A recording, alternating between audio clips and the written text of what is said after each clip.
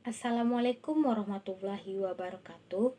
Perkenalkan, nama saya Talita Indira Zafira dengan NIM C0D023050. Di sini saya akan membahas tentang aktiva tidak berwujud dan kewajiban jangka pendek dalam akuntansi perpajakan.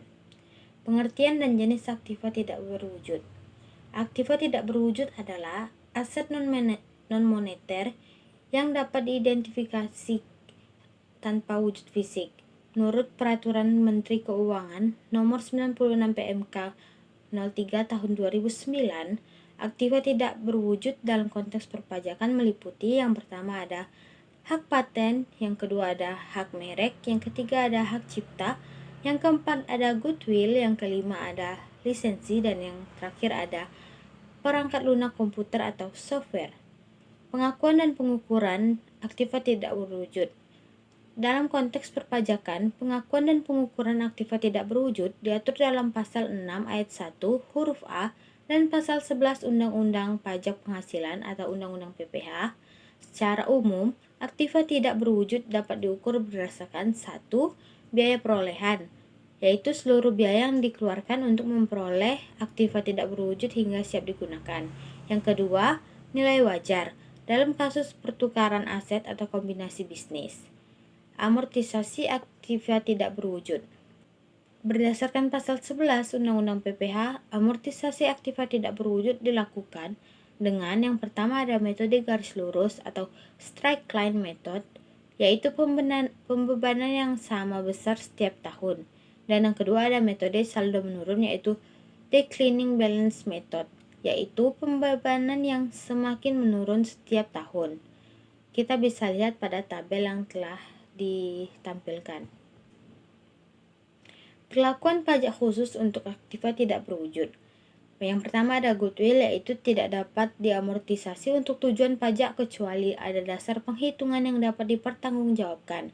Yang kedua ada biaya penelitian dan pengembangan, yaitu dapat dikapitalisasi dan diamortisasi jika menghasilkan aktiva tidak berwujud atau dapat dibebankan langsung jika tidak menghasilkan aktiva. Yang ketiga ada aktiva tidak berwujud dari pihak afiliasi, yaitu tunduk pada prinsip kewajaran dan kelaziman usaha sesuai Pasal 18 Ayat 3 Undang-Undang PPH. Pengertian dan jenis kewajiban jangka pendek.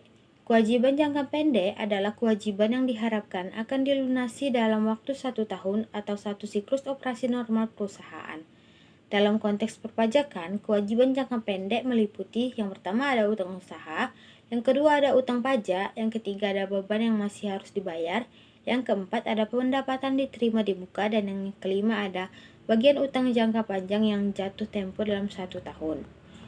Pengakuan dan kewajiban jangka pendek dalam perpajakan. Pengakuan kewajiban jangka pendek dalam perpajakan mengacu pada Pasal 28 Undang-Undang Ketentuan Umum dan Tata Cara Perpajakan atau KUP, yang mewajibkan wajib pajak untuk menyelenggarakan pembukuan dengan prinsip taat asas atau konsisten dan menggunakan basis akrual. Yang pertama ada prinsip akrual, yaitu kewajiban diakui pada saat timbulnya kewajiban, bukan pada saat pembayaran. Yang kedua ada prinsip materialitas, yaitu kewajiban diakui jika nilainya material dan dapat mempengaruhi keputusan. Yang ketiga yaitu prinsip substansi mengungguli bentuk, yaitu substansi ekonomi lebih penting daripada bentuk hukumnya. Sekian materi yang dapat saya sampaikan. Apabila ada salah kata saya mohon maaf. Saya akhiri. Wassalamualaikum warahmatullahi wabarakatuh.